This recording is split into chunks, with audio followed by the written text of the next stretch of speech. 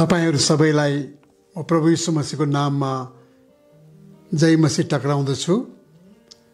म निकानर तमाङ अनि हालमा देहरादूनमा पास्टरको सेवकाईमा लागिरहेको छु। अनि यो पास्टरी सेवकाई र प्रभुको सेवकाई गरेको पनि झन्डै अब 51 वर्ष पुग्यो र ती 51 वर्षको अनुभवहरुमा धेरै कुराहरु मैले सिक्न सकेको छु। आजको मेरो विषय छ, हामीहरुको विश्वासीहरुले धेरै चोटी बुनियादी विश्वास के हो, हामी कुन कुन कुरामा विश्वास गर्छौं, ती कुरा उनीहरुले सिकेको हुँदैन या एक प्रकारले भनौं कि उनीहरुले सिके तापनि त्यसलाई आफ्नो मनमा गहिरो प्रकारले राखेको हुँदैन। झन्डै 60 वर्षको प्रभुको जीवनको अनुभवमा आइपुगेर म तपाईलाई आज यो भन्न सक्छु कि मैले पाएको प्रभु र तपाईले पाउनु भएको प्रभु साँच्चै नै महान हुनुहुन्छ अनि उहाँमा हामी भरोसा गर्न सक्दछौं। किनकि हामीहरूको विश्वास आत्मिक मात्र नभएर, भावनामा मात्र नभएर, हामीहरूको विश्वास चाहिँ ठोस कुराहरुमा रहेको छ। आज म तपाईलाई कति कुराहरु भन्न चाहन्छु। एकदमै साधारण, यो यति साधारण छ कि तपाईले सिकिसक्नु भएको छ, तर यसलाई मनमा राख्न हाम्रो लागि धेरै जरुरी छ। पहिलो कुरो के भन्न चाहन्छु भन्देखि, यदि हामी विश्वासी हौं भने हामीले यो कुरोलाई मानिलिनु पर्दछ कि यीशु मसीह नै हाम्रो लागि परमेश्वर हुनुहुन्छ। यीशु मसीहको जमानामा यहुदीहरुलाई यो कुरो मान्न एकदमै गाह्रो थियो, भनौं भनेदेखि असम्भव थियो। यसै कारणले फिलिपले, प्रभु यीशु मसीहको एकजना चेलाले 14 अध्यायको 8 मा यस प्रकारले भन्नुहुन्छ। फिलिपले उहाँलाई भने, हे प्रभु, हामीलाई पिता देखाइदिनुहोस्, त्यति भए हामीलाई पुग्छ।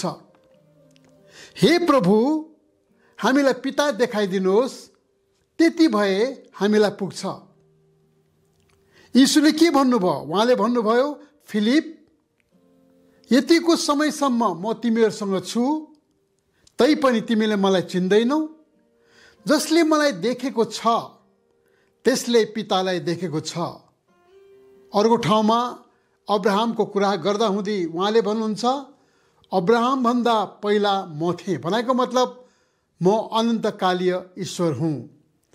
यसकारण सबभन्दा पहिलो कुरो हामी विश्वासीले जान्नुपर्ने कुरा के रहेछ भने, प्रभु यीशु मसीह नै अनि उहाँ मात्र हाम्रो लागि एक परमेश्वर हुनुहुन्छ। यो कुरो हामीलाई जान्न धेरै नै जरुरी छ। दोस्रो कुरो हामीलाई के जान्न जरुरी छ भन्देखि, प्रभु यीशु मसीह हाम्रो मुक्तिदाता हुनुहुन्छ। केबाट मुक्ति? बिमारीबाट मात्र होइन, घटी कमीहरुबाट मात्र होइन, सबभन्दा ठूलो कुरो उहाँले हामीलाई पापबाट मुक्ति दिनुभएको छ। यो कुरो हामीलाई जान्न धेरै नै जरुरी छ। जब यूहन्नाले र अरू व्यक्तिले प्रचार गर्न थाले, उनीहरूले यीशुको शिक्षाको बारेमा भने, यीशुले गर्नुभएको चमत्कारको बारेमा गरे पनि, तर पत्रसले प्रचार गर्दा हुँदै यस प्रकारले भन्नुभएको म तपाईको लागि पढेर सुनाउँछु। उहाँले भन्नुहुन्छ कि अरू कसैमा मुक्ति छैन, प्रेरित 4:12, अरू कसैमा मुक्ति छैन, किनकि हामीले मुक्ति पाउनलाई स्वर्ग मुनि मानिसहरुमा कुनै अर्को नाउँ दिएको छैन। यो पनि एक प्रकारले भन्नु भनेदेखि पत्रुसको लागि भन्नु ठूलो कुरो थियो। पवित्र आत्माको अभिषेक, पवित्र आत्माको अगुवाई र परमेश्वर पिताको ज्ञान नभइकन उहाँले कुरो भन्न सक्नुहुने थिएन। यसै कारण हामी सारा संसारमा गएर सुसमाचार फैलाउँदछौं। पहिलो कुरा हामी मान्छेलाई के भन्छौं भनेदेखि यीशु परमेश्वर हुनुहुन्छ अनि मैले यीशुलाई परमेश्वर मानेको छु। दोस्रो कुरा हामी मानिसहरूलाई के भन्छौं भनेदेखि यीशु मसीहमा मात्र मुक्ति छ, किनकि मैले पनि यीशु मसीहमा मुक्ति पाएको छु। अनि यीशु मसीहमा तपाईले मुक्ति पाउनु भएको छ भनेदेखि परमेश्वरले तपाईका सारा विगत पापहरूलाई, तपाईका कमजोरीहरूलाई, सानोभन्दा सानोदेखि लिएर ठुलोभन्दा ठुलो पापहरूलाई परमेश्वरले प्रभु यीशु मसीहमा क्षमा गरिदिनु भएको छ। तेस्रो कुरो हामी के भन्छौँ भनेदेखि प्रभु यीशु मसीह मात्र हाम्रो प्रभु हुनुहुन्छ। यो पनि एक प्रकारले भनौँ भनेदेखि यहुदीहरूलाई मान्न धेरै गाह्रो थियो।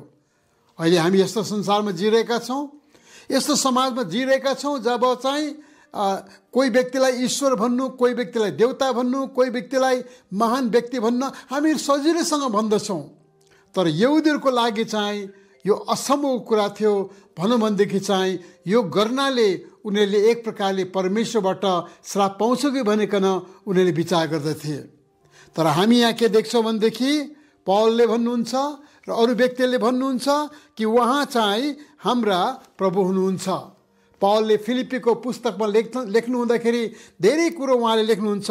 तर अन्तिम कुरो तपाईँलाई भनेर म सिद्ध्याउन चाहन्छु यो कुरोलाई, हरेक जिब्रोले परमेश्वर पिताको महिमाको निम्ति यीशु ख्रिस्टलाई प्रभु भनिकन स्वीकार गर्नुपर्छ। हरेक जिब्रोले परमेश्वरको महिमाको लागि यीशु ख्रिस्ट नै प्रभु हुन् भनिकन मानिसहरूले स्वीकार गर्नुपर्दछ। जुन बेलामा यो कुरा प्रचार गरियो त्यो जमानामा रोमी साम्राज्य थियो। अनि रोमी सम्राट र साम्राज्यले के भनेको थियो भनेदेखि हरेक नागरिकले आफ्नो इच्छा अनुसारको धर्म पालन गर्न सक्छ। पालन गर्न चाहेन भने पनि उसको इच्छा हो, यो प्राइभेट म्याटर हो, उसको लागि व्यक्तिगत कुरा हो। तर सालमा एकचोटि चाहिँ कुनै चोकमा हामी तिमीहरूलाई बोलाउँछौँ, त्यो बोलाएको बेलामा आएर तिमीहरूले चाहिँ सिजरको मूर्तिको अगाडि धूप बाल्नुपर्छ। अलिकति धूप बालेर तिमीहरूले भन्नुपर्छ सिजर नै प्रभु हुनुहुन्छ। त्यसपछि तिमीहरू आफ्नो आफ्नो घरमा गइकन जे विश्वास गर्न चाहन्छौ, जुन धर्ममा तिमीहरू छौ त्यसमा तिमीहरू रहन सक्छौ। हामीलाई कुनै प्रकारको अब्जेक्सन छैन, हामी तिमीहरूको धर्मको विरोध गर्दैनौँ। तर हामी देख्दछौँ क्रिस्चियनहरूले यो कुरो भन्न मानेनन्। अनि भनौँ भनेदेखि त्यो धूप बाल्न मानेनन्। त्यस कारणले गर्दाखेरि सैकडौँ क्रिस्चियनहरू शहीद भएको कुरा हामी इतिहासमा देख्दछौँ। त म तपाईँलाई के भन्न चाहन्छु भनेदेखि जब हामीले प्रभुको बारेमा सिक्न थाल्दछौँ, पहिलो कुरो हामीले के याद गर्नु पर्यो भने प्रभु यीशु मसीह नै परमेश्वर हुनुहुन्छ। अनि हामीले अरूलाई पनि त्यस प्रकारले प्रचार गर्छौँ। दोस्रो कुरो हामी के भन्छौँ भनेदेखि प्रभु यीशु मसीह नै मुक्तिदाता हुनुहुन्छ, किनकि हामीलाई उहाँले जीवन दिनुभएको छ। तेस्रो कुरो हामी के भन्छौँ भनेदेखि प्रभु यीशु मसीह नै हाम्रो प्रभु हुनुहुन्छ अनि हामीहरूलाई परमेश्वरले उहाँको प्रभुत्वमा राख्नु भएको छ। चौथो कुरो तपाईँले के भन्न चाहन्छु भनेदेखि प्रभु यीशु मसीह मात्र हाम्रो आशा हुनुहुन्छ। प्रभु यीशु मसीहले के भन्नुभयो, पुनरुत्थान र जीवन म हुँ, जसले म माथि विश्वास गरेपछि मरे तापनि म त्यसलाई नयाँ जीवन दिनेछु। अनि परमेश्वरलाई हामी धन्यवाद चढाउँदछौँ कि परमेश्वरले हामीलाई हाम्रो पापबाट मुक्ति मात्र दिनु भएन, तर हामी मरेपछि उहाँले हामीलाई एउटा नयाँ जीवन दिनुभएको छ। त्यसको आशा मात्र होइन, त्यसको आशा दृढ आशामा हामीले आफ्नो जीवन बिताइरहेका छौँ। यसै कारण त फिलिप्पीको 2:20 पत्रसले भन्नुहुन्छ, माफ गर्नुहोला, पौलले भन्नुहुन्छ हाम्रो नागरिकता स्वर्गमा छ। यो पनि रोमीहरूको लागि ठुलो कुरो थियो। त्यो जमानामा रोमी नागरिक हुनु चाहिँ गर्वको कुरा थियो। आजकल हामीहरूको नेपाल र इन्डियाको बिचमा नागरिकताको बारेमा धेरै कुराहरू चलिरहेको छ। एउटा ठुलो सौभाग्य थियो। कति व्यक्तिहरूले नागरिकता किन्दथे, कति व्यक्तिहरूले नागरिकताको लागि मरिमेट्दथे। तर पौलले भन्नुहुन्छ म चाहिँ जन्मैदेखि जन्मसिद्ध म रोमी नागरिक हुँ। तर भए पनि उहाँले के भन्नुहुन्छ भनेदेखि तिमीहरूको नागरिकता जुनै भए तापनि, तिमीहरूको नागरिकता किनेको भए तापनि, अरू कुराद्वारा पाए तापनि, वीरताद्वारा पाए तापनि, जन्मसिद्ध नै अधिकार तिमीहरूको भए तापनि यो नागरिकता त यो संसारमा बसुन्जेल मात्र हो। तर हामीहरू स्वर्गको बाटो हेर्दछौँ जहाँ हामीहरू जान्दछौँ कि हाम्रो नागरिकता चाहिँ परमेश्वरले हामीलाई स्वर्गको दिनुभएको छ।